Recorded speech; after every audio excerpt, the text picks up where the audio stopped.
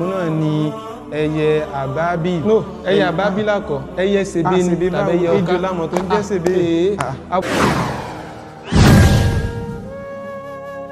a kí àwọn àlejò wa káàbọ̀ sí orí ètò wa padà.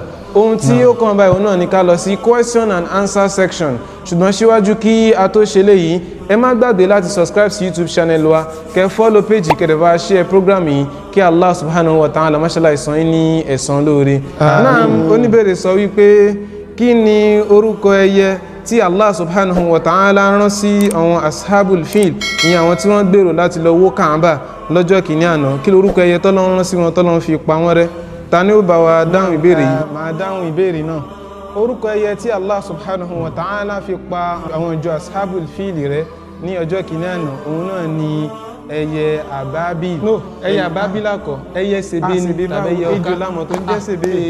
àbọ̀ ẹ̀kọ́ ò máa dá o. ẹyẹ abaabeel ẹ máa ṣe olóòtú. tábàkù lọ wọnú suratul fil ayé ẹlẹ́kẹta, á rí ibi tọ́wọ́ lọ́wọ́ bá ọba àlékẹ́ọ́lá ti ń sọ bẹ́ẹ̀ wípé wa arsala alayhim tayran abaabeel. ọlọ́wọ́ bá ọba àlékẹ́ọ́lá ní a sì rán sí wọn ẹyẹ abaabila. ṣé èèyàn tí tò lẹ́rìí?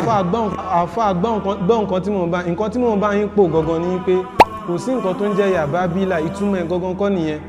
ìtumọ̀ abaabila tábà lọ wo ní àwọn tafasir, tábà lọ wo àwọn ma'ajim, á rí pé ìtumọ̀ abaabila òun náà ni pé kí ni ẹyẹ tó wá ní jama'atun mutafarriqa, ẹyẹ tó wá láti oríṣiríṣi ààyè, tó wá láti wájú, tó wá látẹ̀yìn, tó wá látọ̀tún, tó wá látòsì, tó wá ń tẹ̀lé ara wọn, tí wọ́n ń tẹ̀lé ara wọn.